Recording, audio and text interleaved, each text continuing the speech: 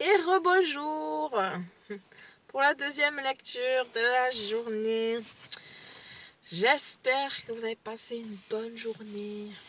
Alors, je continue donc dans Apocalypse, le dernier livre de la Bible. Et c'est le chapitre 8, il n'y a que 13 versets. Le thème, c'est malheur, malheur, malheur aux habitants de la terre à cause des autres sonneries de trompettes. Dans la traduction, David Ster. Lorsque l'agneau brisa le 7e sceau, il y eut dans le ciel un silence qui parut durer une demi-heure.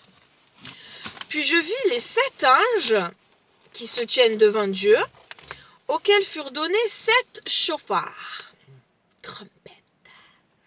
Un autre ange vint se placer devant l'autel muni d'un encensoir d'or, et on lui donna une grande quantité d'encens venant s'ajouter aux prières de tout le peuple de Dieu sur l'autel d'or devant le trône.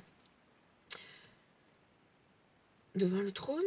Ouais. La fumée de l'encens, avec les prières du peuple de Dieu, s'éleva de la main de l'ange devant Dieu.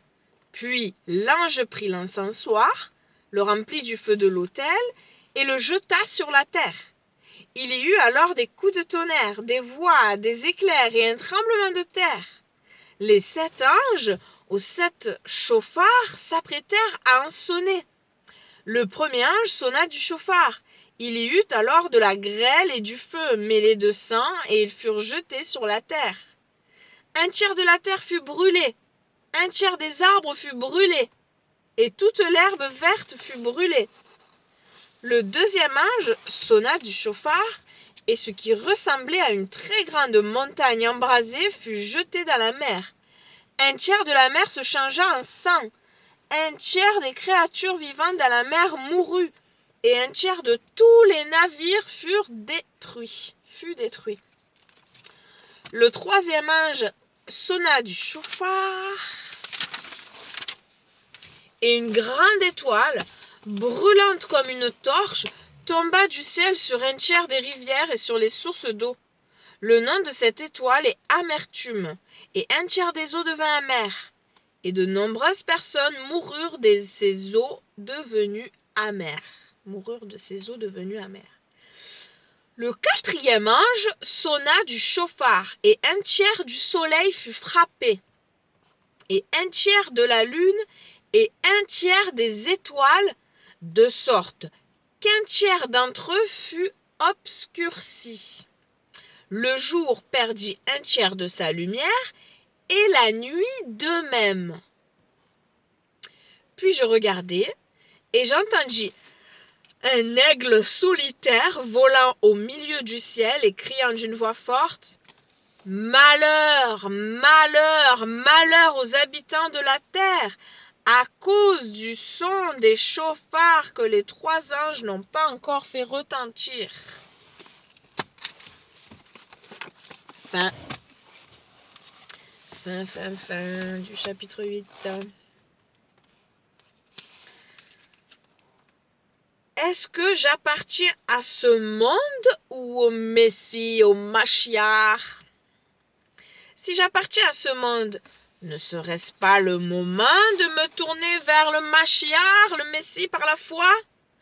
Si j'appartiens au Mashiach, pourquoi ne pas prendre maintenant le temps de le remercier pour sa paix qui remplace le malheur?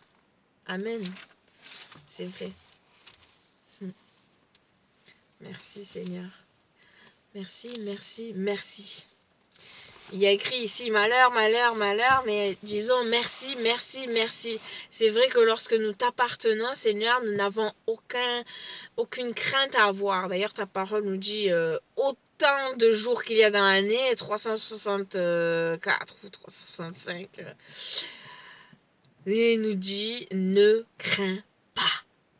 On pourrait tous les écrire et voilà. Et chaque jour, je ne crains pas. Mon Dieu me dit, ne crains pas. Ne crains pas, car je suis ton Dieu. Ne promène pas des regards inquiets. Oui. Je t'instruirai, je te montrerai la voie que tu dois suivre. J'aurai le regard sur toi. Merci Seigneur pour ta parole qui est la vérité, qui est oui et amen.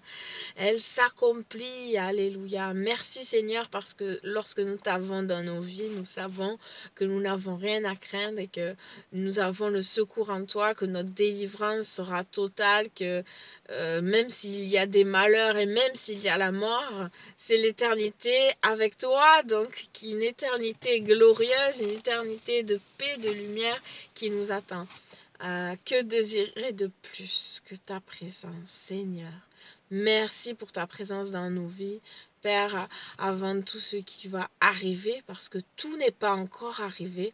C'est vraiment une mauvaise chose que de penser que, voilà, tout est arrivé. Non, il y a des choses qui doivent se passer, des prophéties qui ne sont pas encore accomplies.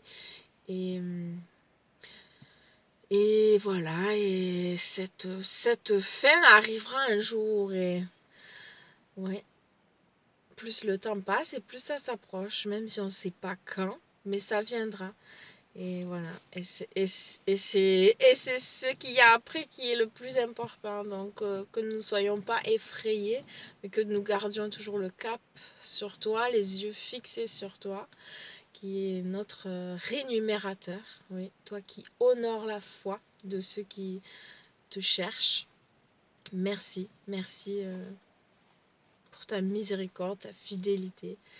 Merci pour la force que tu nous donnes par ton souffle sacré, ta Ruach Kodesh.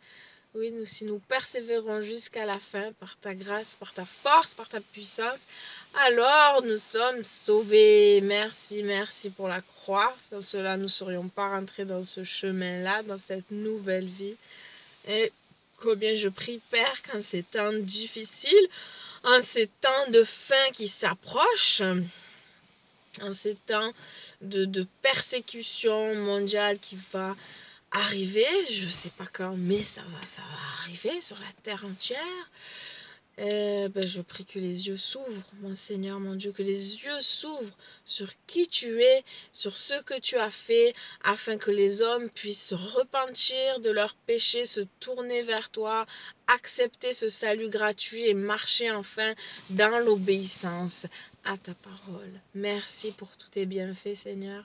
Touche encore des cœurs, sauve des âmes et utilise tous tes enfants pour parler de toi, pour réconforter, pour donner cet amour qui descend du ciel. Alléluia. Merci Seigneur pour ton grand amour. Qui peut nous aimer comme toi? Personne. Personne. Même si mon père et ma mère m'abandonnaient, toi tu serais toujours là. Amen. Merci Seigneur.